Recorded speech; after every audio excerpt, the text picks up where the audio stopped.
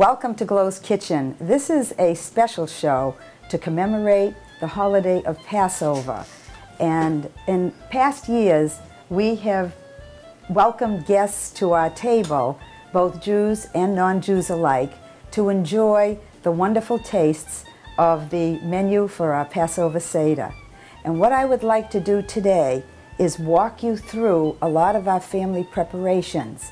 And in about a short hour, my own family will meet me at the dining room table, and we will enjoy all of the recipes that I'm about to show you. And what I would like to do first is start in with the decorations. I like decorating napkins and making the table setting look a little interesting and unique. This is the napkin design that I chose for this Passover Seder. And I'd like to just walk you through it. Take a napkin, open it up, and fold into the center. And you can hold on to the corners. Flip it over. Fold it in half. Make sure it's to the left. Fold it up. Have 4 corners pointing up. And then bend it under, bend it down, and there you have the napkin arrangement for your table setting. And what I do is put in my utensils like so, and it makes for a very decorative setting, table setting. The first thing we're going to have at the Seder table is the gefilte fish. So now I will prepare that platter. Gefilte fish is comprised of 3 fishes. It's carp, pike, and whitefish. I did not make this, but you take the fish and you grind it up and make it into fish balls. I have here a platter that was given to my parents for their wedding. So this has to be the 1930s, a good 70 some odd years old. Nora Taggy and I have pleasure in using it for this appetizer. Take some lettuce,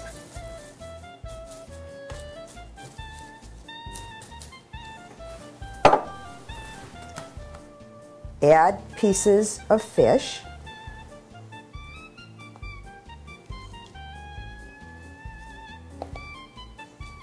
and this is the fun part. I have these cucumber, tomato, and olive and carrot on a toothpick, and you decorate in between the fish. And now I'm going to show you how this can be done. Take a carrot, and in the beginning you might get thinner slices, but as you go on, see how they get bigger and bigger. Take an olive, just wrap it around, and I will show you how to add it. You take the cucumber, and you can either take off some of the skin if you'd like.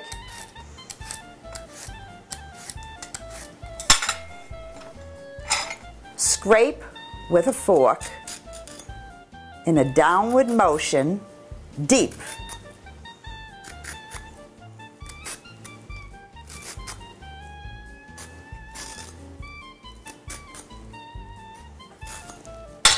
Then cut slices,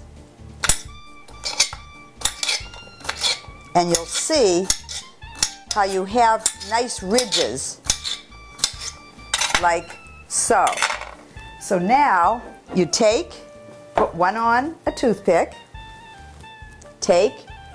stick right through the olive and the carrot, and then add a cherry or pear tomato.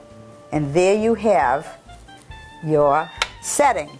Now, I did one extra thing. I wanted to show you radishes. What you do with a radish is you take and you cut little notches like so, like little petal notches, trying not to break them off, and then do a second layer.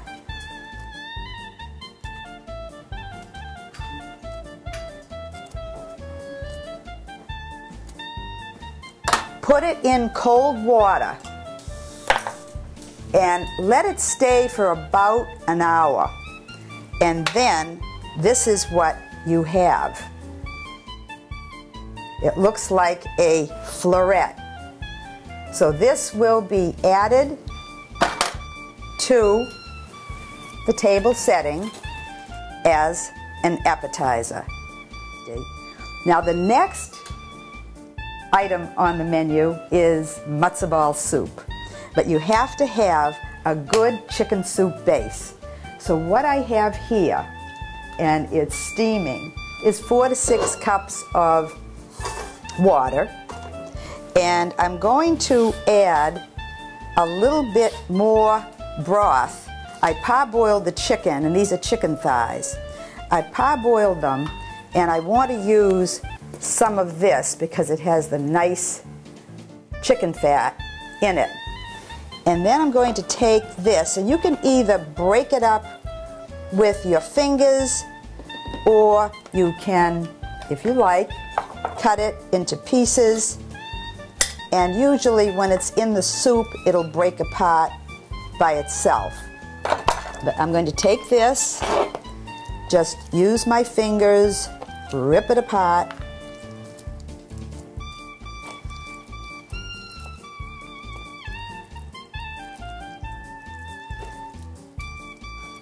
And add it to the soup.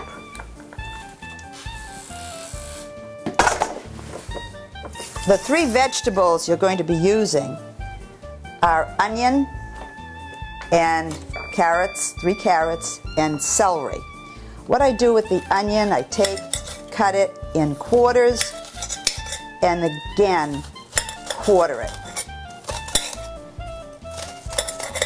And when it's in the water, they'll open up and they'll all fall apart.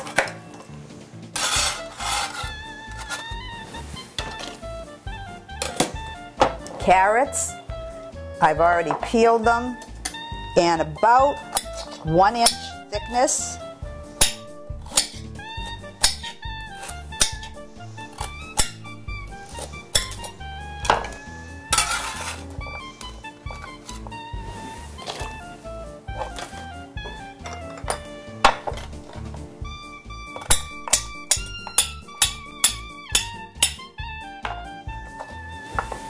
And make sure the celery has little leaves on it. It helps add flavor.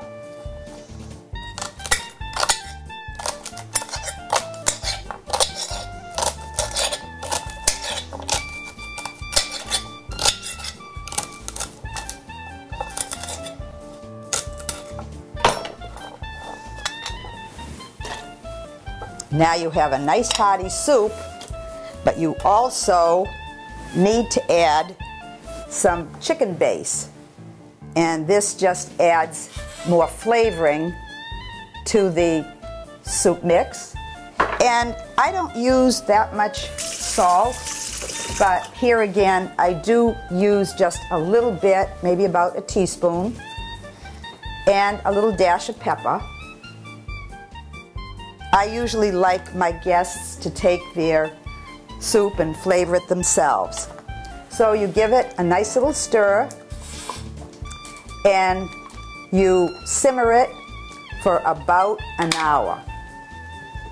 And while that's being simmered, I have another soup already done, and I'm going to show you what it looks like. And there's something very special in it, and that's what I'm going to be making next. And that is the matzo balls. But if you can see here, delicious.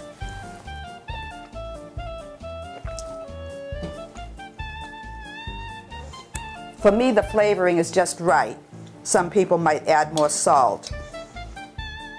You have your onions, your celery all ground up, your carrots, beautiful, and here are the matzo balls that we're going to make right now. Now we're going to begin the process of making matzo balls. You have 2 eggs, beat them up, then add 2 tablespoons of oil, and I remember having done that already before the show started. So there are 2 tablespoons of oil already in this mix. Then you just slowly add a 1/2 cup of matzo meal.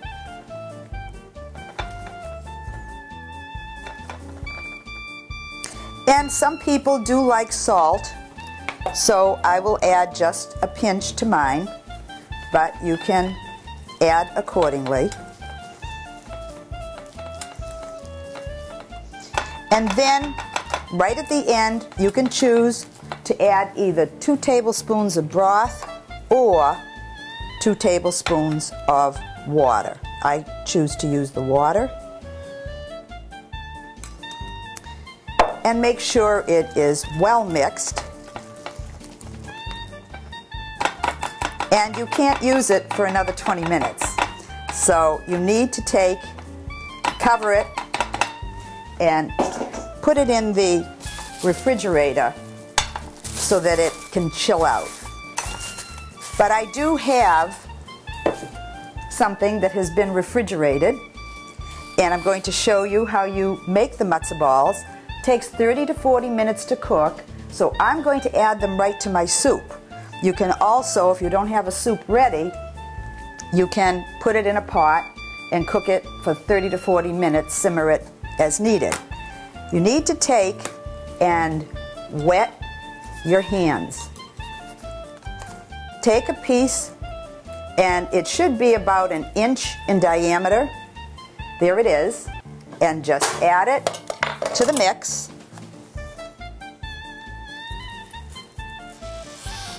Should get close to 8 matzo balls, and they do expand.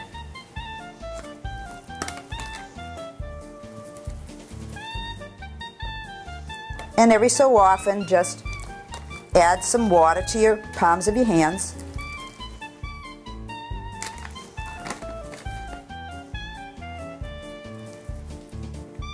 And there you have it. So, in 30 to 40 minutes, you'll have really nice matzo balls. But, naturally, I showed you my soup, so I want to show you what a nice matzo ball looks like.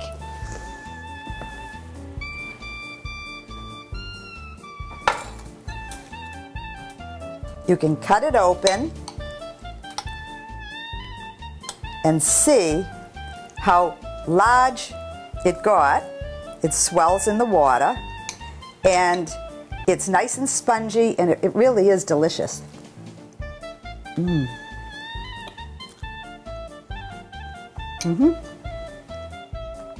Beautiful texture. Sometimes when I get a little bit daring, I do make the matzo balls very, very large, and I take a couple of inches and make them really, really plump.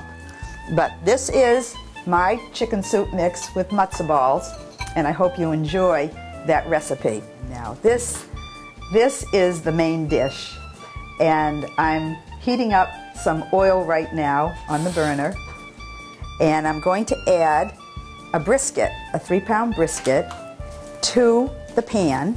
And just to show you, this is fairly lean.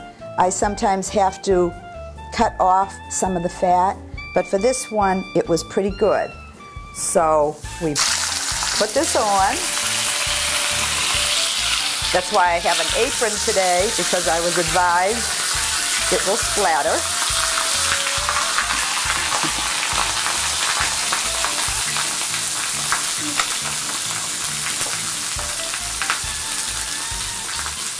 And you brown it on both sides. And I'm sure that's probably pretty brown on that side. So I will try to turn it around.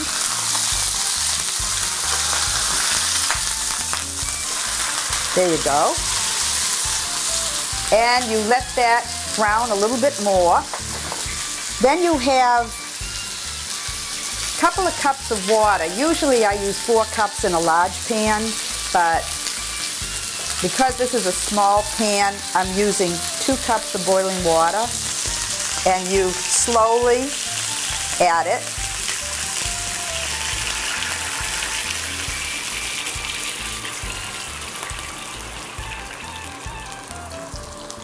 And then you season it with about a teaspoon of salt, 1/4 to 1/2 a teaspoon of pepper,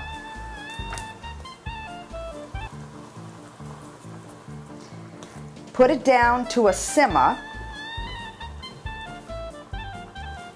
and then what you do, if I can find the pan cover, otherwise I'll put this on momentarily, but you cover it, let it simmer for about an hour. And what I want to show you is how we do the next step, because when it comes out after an hour, we put it in a large 9x13 pan. There's your water. And we have carrots and sweet potatoes all around the water. Now what I do with this is I grate the sweet potato, excuse me. There's about 4 sweet potatoes and 8 carrots. You can do a food processor if you'd like, but I do find that grating it with a hand grater is just as good.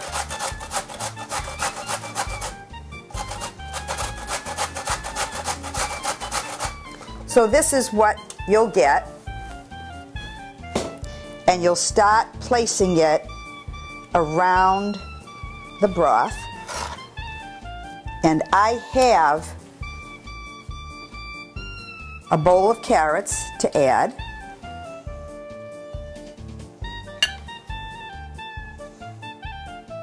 And of course this absorbs all of the water that you just saw.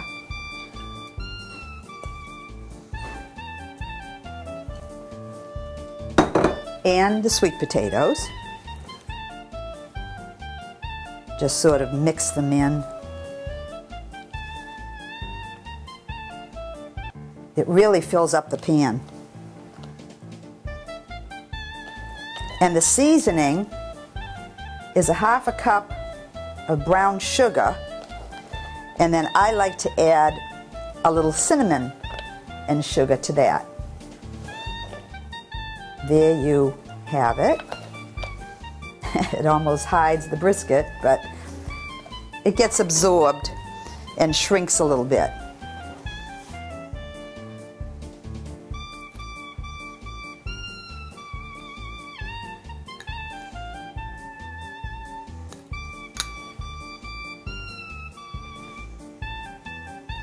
And a little pinch of cinnamon and sugar. There you have that.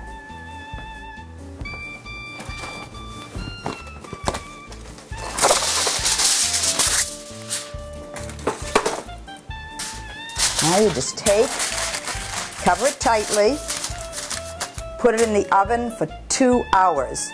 The last 1/2 hour, lift off the foil, take it off, and it'll brown, and also any added juices will get absorbed into the carrots and the sweet potatoes. Now, I just took out one that I already baked just to show you how it really does shrink. And here is the finished product, and you notice how It really is nice and soft. Some people do take and mash it even more, but this is a very, very soft tzimmus. Carrots and sweet potatoes. Very, very sweet. Just taste to make sure that it is very sweet. Now, I cut my brisket with an electric knife, and when I serve my family, this is how it will look. So it really makes a very nice presentation, and I will just try to take a little corner piece out and show you how lovely and soft it really is.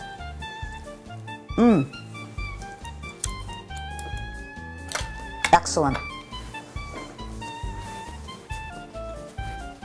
So there you have it. There is a beautiful carrot, sweet potato, tzimmus brisket. This delicacy is matzah meal pancakes. I'll be making matzah meal pancakes and potato pancakes, and I'm going to do two varieties of potato pancakes, the grated and the fine pancakes. But first I'm starting with matzah meal, and need to add a few tablespoons of oil. Let that heat up while we're doing this process. Yeah. And we have the eggs, and we want to be able to beat the eggs. Okay, so we're going to beat the eggs.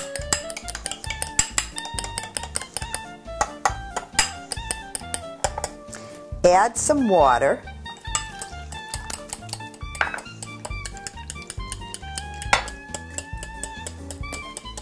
Slowly add your matzah meal, which is about 1/2 cup.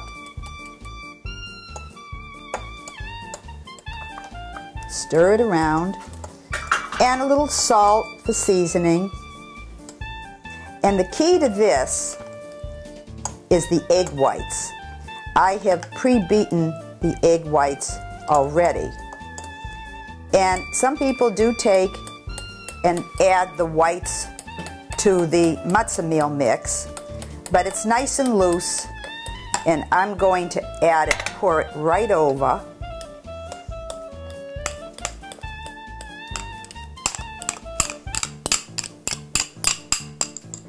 And fold it in.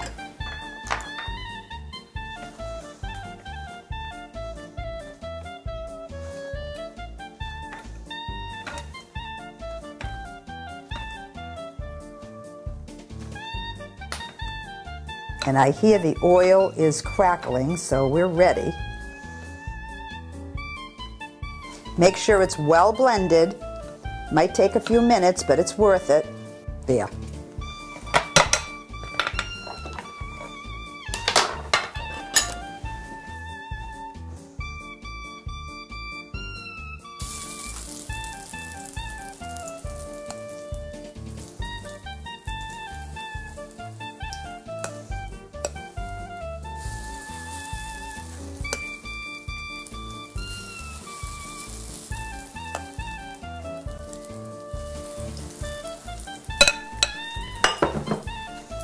And they fry up pretty quickly, so you have to watch them.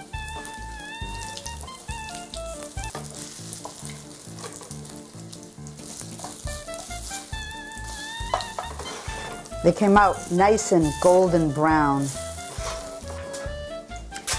What I like to do also is pat out some of the oil on the latkes, the pancakes, because they can be quite greasy.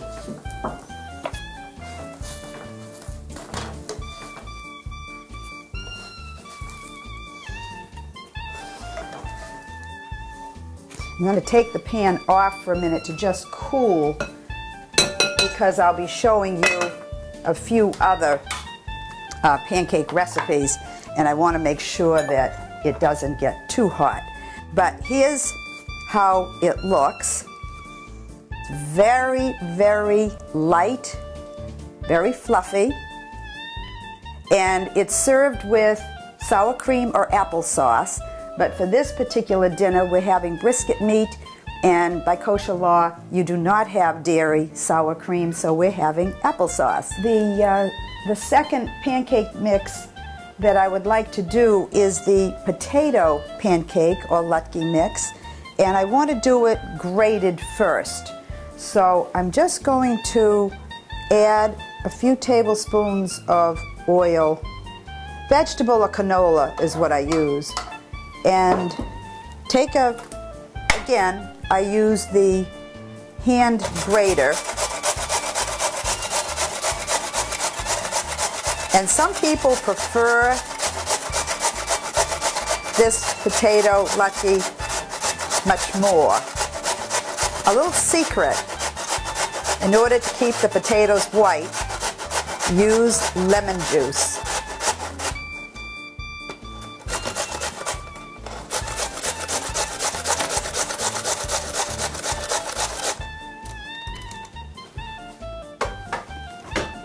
So we'll add a little bit of lemon juice, and you'll see that even when we come back to this in a few minutes, it'll still remain white. Now I just want to show you what it looks like when you don't add the lemon juice. It almost looks like cabbage. So please add the lemon juice to the potato mix.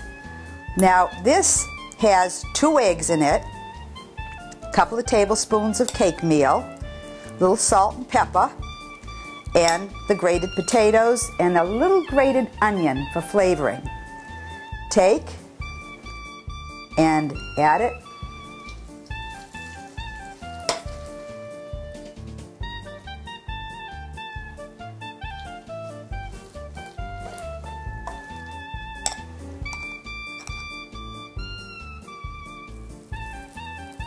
This has been refrigerated, and as you can see, it still is nice, bright, and white.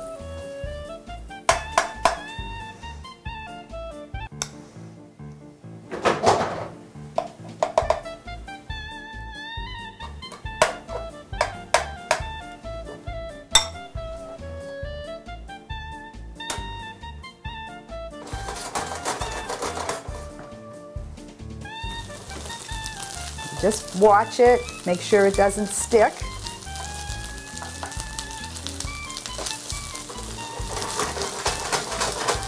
As long as it slides back and forth. I should have made these a long time ago. I always make the grated, the real ground up processed potato latkes because I find some family members really love the coarse potatoes. So that is a big hit. And I think it's something that people are familiar with out in restaurants.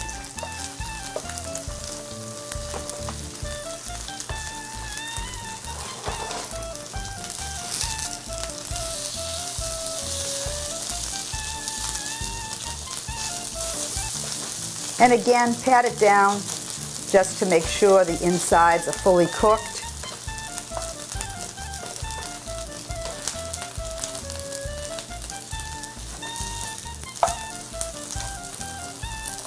I like when they begin to turn golden brown, which they're starting to do.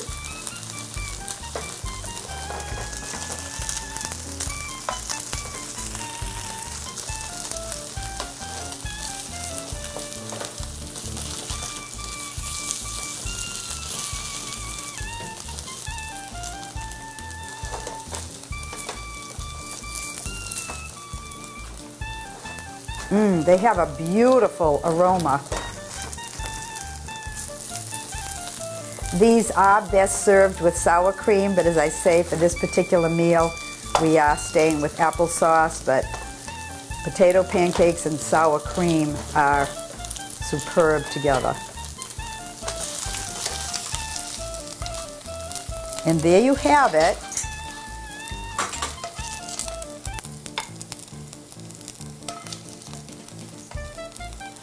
And I also want to show you, I'm going to be making these pancakes next. Now these are all potato pancakes. As you can see, these are rough and jagged on the edges, and the ones we're going to make next are very soft and smooth. Same taste, different texture.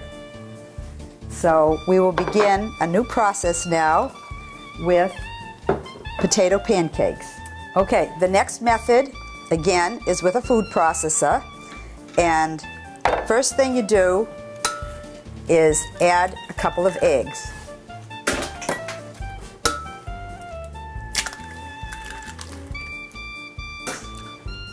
Now I have chopped up potatoes, probably about 4 potatoes, sometimes 6, and pieces of onion, a half an onion already chopped. And I do a little at a time just to start out the process.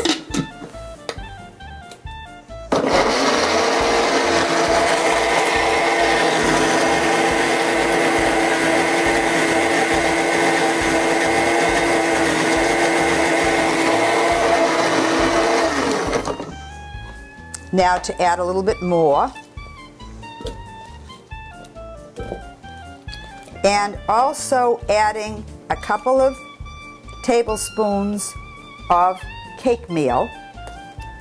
Ordinarily, when it's not Passover, you can use a couple of tablespoons of flour, regular flour.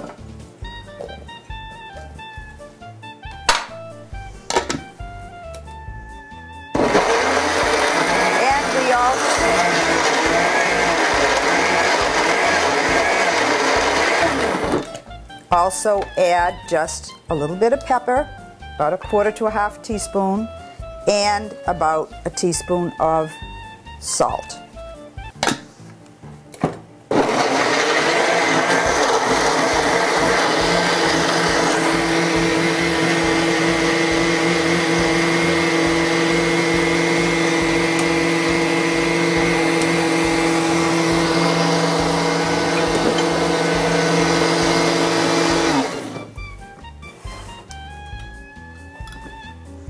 To make sure that it's completely free of chunks, what I usually do is strain it, and this way you can feel if you have excess water or a few chunks in the mix. But there's a lot of water in potatoes. And there you have that. Now I have the oil already heating up, and you'll see how this one is a lot different in texture as opposed to the grated type.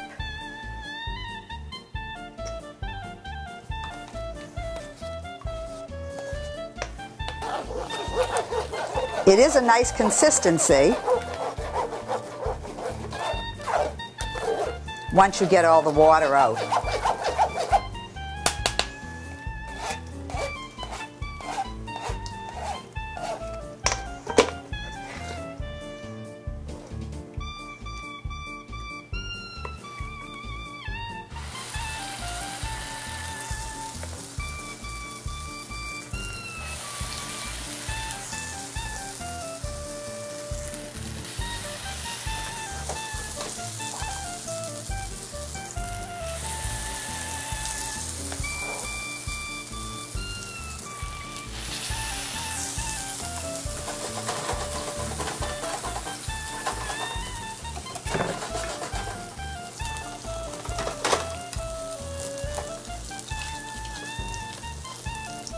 Naturally, they're much thinner,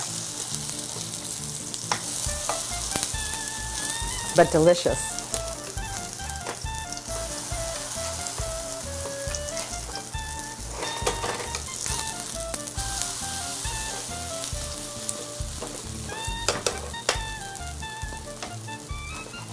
I prefer this. The grated is nice. It's nice texture, but I prefer the finer. Maybe because I'm used to it. This is something, my mom didn't do the grated. She did the fine. And again, it's best to take a paper towel and blot out some of the excess oil.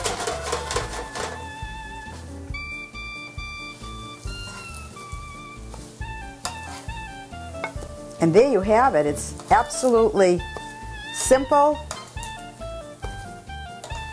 Fries up beautifully. There you have it. And as I showed you, there's your difference. Now we're on to what's called käselach. And käselach are popovers. Because you can't have bread the week of Passover and you only have your unleavened bread, your crackers, there are some recipes out there that allow us to make things like rolls and muffins. I have different recipes for it. You can substitute cake meal for matzah meal, but this particular recipe is with matzah meal. You start out with 2/3 of a cup of water and bring it to a boil. And you add 1/3 cup of oil to the water. Then, once that boils, and it won't take long, you're going to add a cup of the matzah meal. Stir it in relatively quickly. Then I'm going to add 1 egg at a time, stirring and hopefully blending and beating it as best as I can. But the first thing I need to do is I need to oil each of these cups.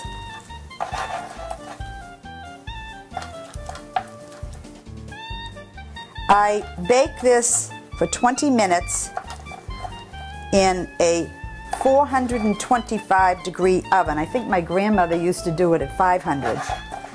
And her popovers came out awesome. But I will show you a sampling of what I've made for this Passover Seder.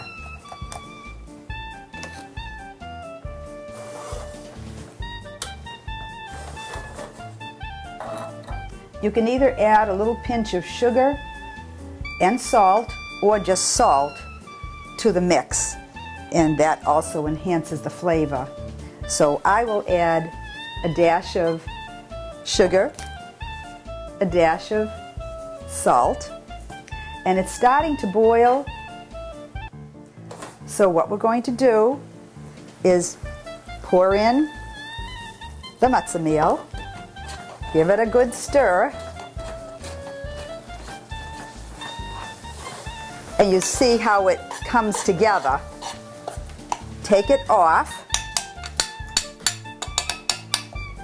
and we're going to blend each of these one at a time. And make sure you really whip it in, blend it and beat it well. Sometimes I use an electric mixer and I let it go for about 5 minutes, and that does help the popovers to rise better. But this will be okay too.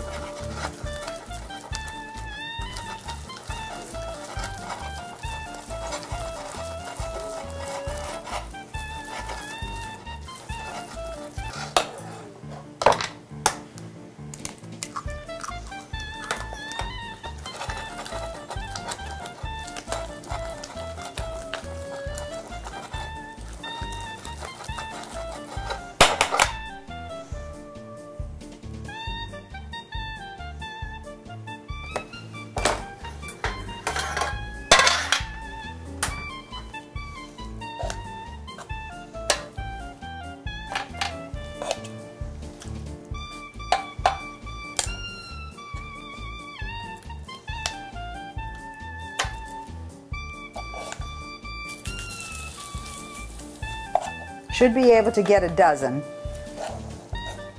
and only fill each tin half full.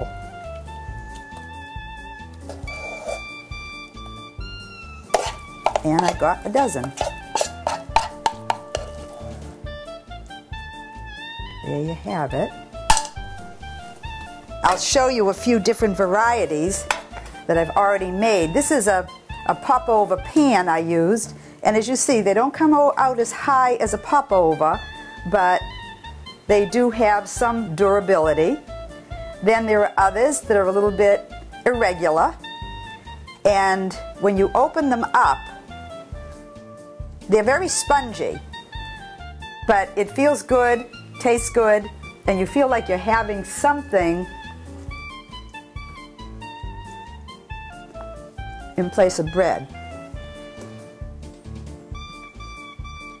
This is another one,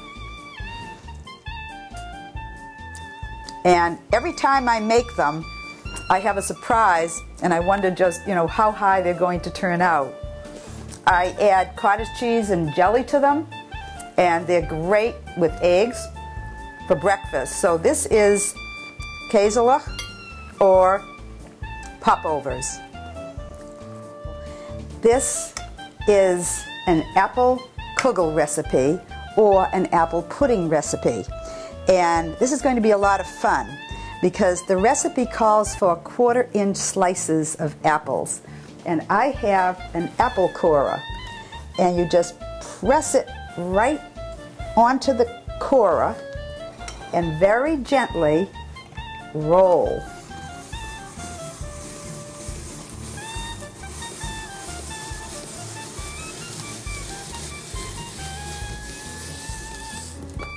You need to do this with 4 apples. And the key to keeping the apples white is the same as with potatoes. Make sure you add the lemon juice.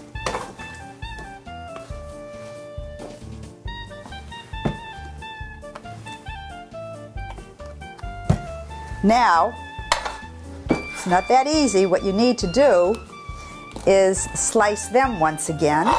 So take them out on the board and do a little cutting.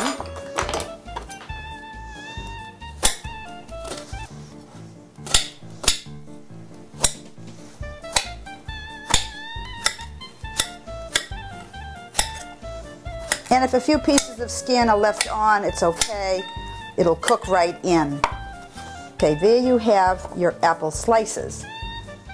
Now, you want to take and mix 3 eggs, 1½ cup water, and cake meal. And you're going to eventually also, you'll add oil and egg whites, which have already been pre-beaten. So what I'm going to do is take the egg yolks,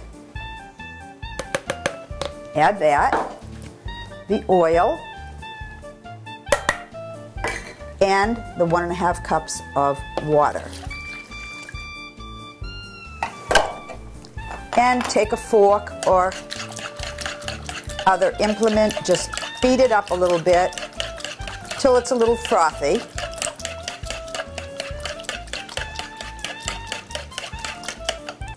Add your cake meal.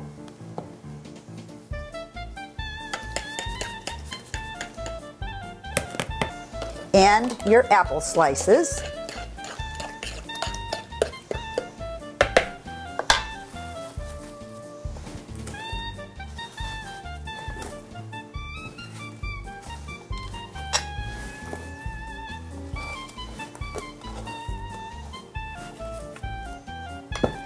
And just toss them, just so they're all coated and covered. And now you're going to add your beaten egg whites, your 3 egg whites.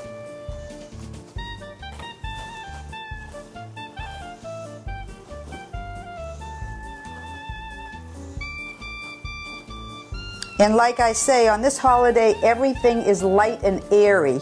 You don't have that thick flour texture. This is more like a souffle, and it will rise and it will shrink. And what I've done is I've already greased the pan, and you'll put it in a 350-degree oven for 1 hour, and when it comes out, you just let it rest for about 10 minutes.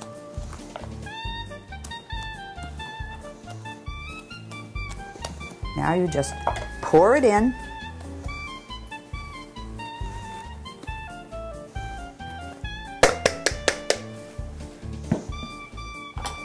Smooth it out.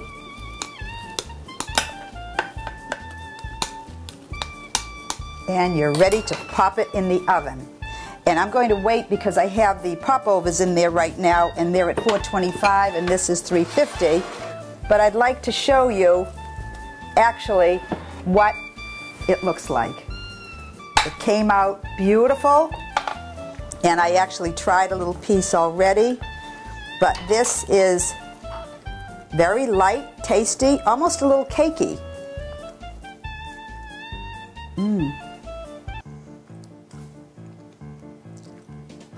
It tastes almost like an apple cake. So here is your apple kugel. Enjoy it. For this Passover meal is an orange lemon Passover sponge cake. Absolutely delicious. I'm prejudiced. I love making it. It comes out pretty perfect most every time. And I'm just going to start by explaining that the eggs, the 9 eggs, sometimes they do 12, but 9 eggs will be beaten with 2 cups of sugar. And then I'm going to take 1/4 cup of lemon juice and 1/4 cup of orange juice and alternate that with a mixture of 3/4 cup of cake meal and 3/4 cup of potato starch. So this is the process you'll be seeing.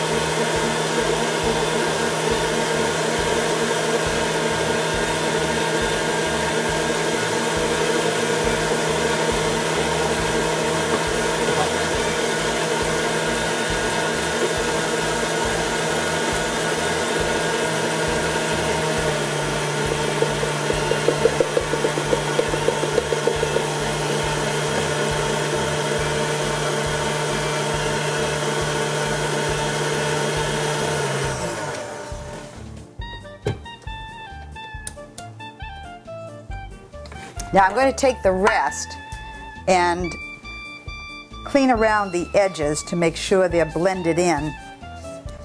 Then I need to pour them over 9 beaten egg whites.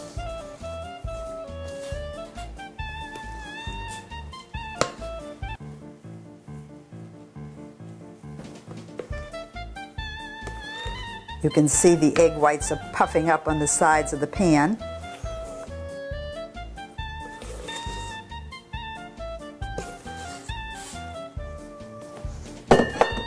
And again, the most important thing with everything that we make here, Passover, cakes, matzah meal muffins, matzah meal latkes, all have to be folded over gently.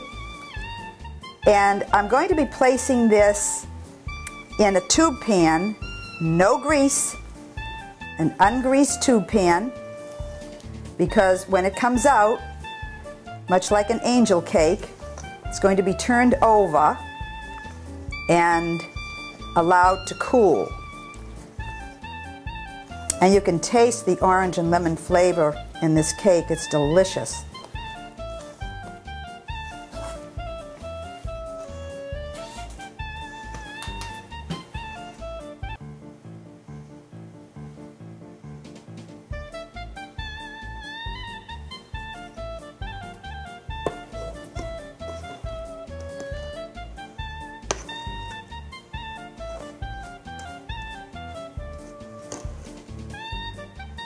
It will rise to the very top of the pan. And I'm just going to set this aside because I do want to show you, I have a cake that is already out of the oven, so that has been cooled, but I wanted to show you the process of how you turn it over onto a bottle. So if you do have your gloves on, you take very gently, hold the sides, and hold one of the handles and place it over the bottle like so. Now, some of the new tube pans are very narrow stemmed, so what you may have to do is use the little stands that they supply and hope that your cake isn't very, very high and doesn't extend over the pan. Then I have here a lovely cake that came out of the oven, and ordinarily I cut it with an electric knife. So I just want you to know I'm experimenting right now with a regular knife.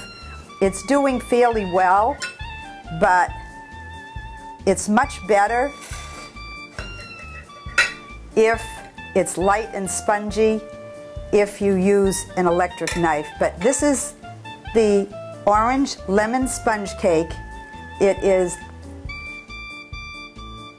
delicious. I want to introduce my family. They've come to the Seder table. I have my grandson William, who is loving the matzah, my daughter-in-law Lisa, who I'm very happy to have here, my husband Merrill, who is going to conduct the Seder, my granddaughter Isabella, who also enjoys matzah, and my son Russ, who has joined us here at the table and is beside his favorite brisket. So what I'm going to do is ask the family who would like soup, who would like a matzah ball and chicken. Would you like some? No. Okay, that's fine. You pass. Definitely, please. There you go. We'll pass that over to Mommy. And would Grandpa like some matzah balls? What do you like? And some chicken?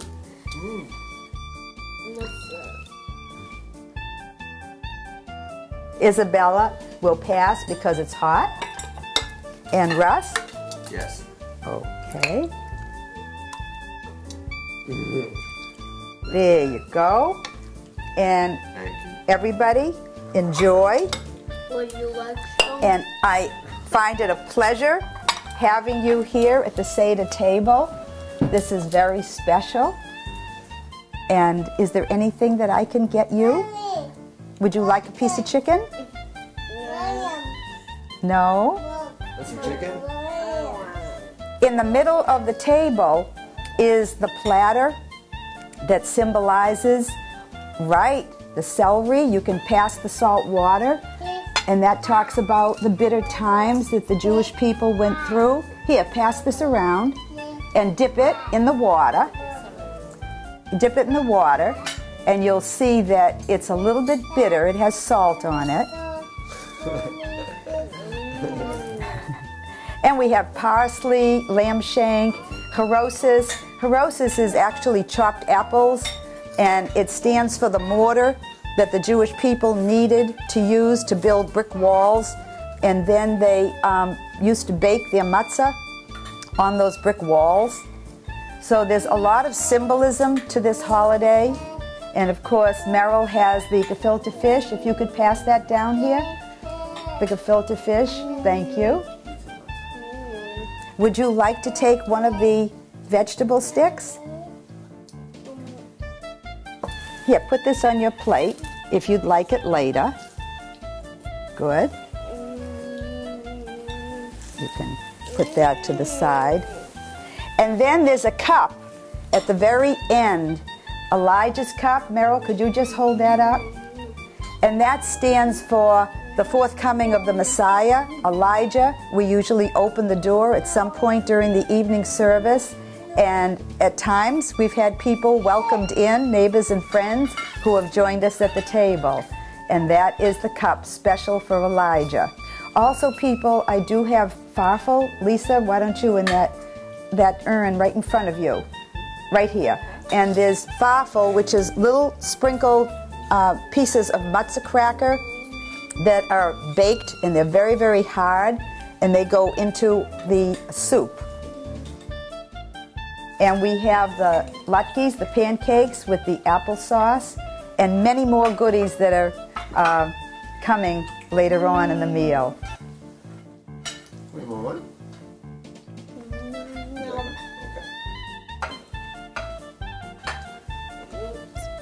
Probably. This stuff is good. What do you love, William?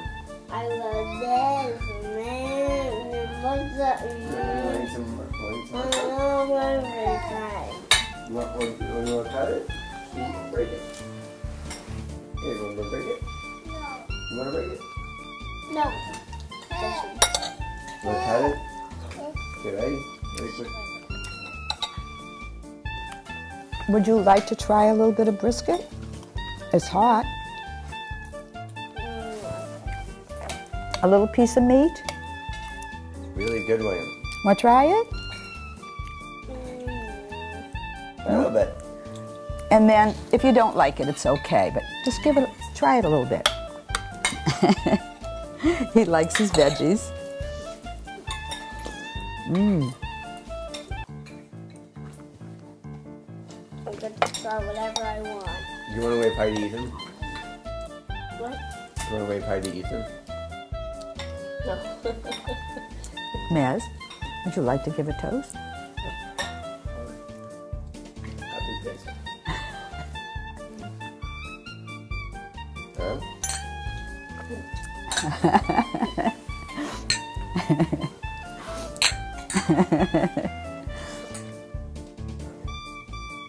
It has been my pleasure showing you all of these recipes, having you meet my family, and I look forward to other holiday recipes that I can share with you.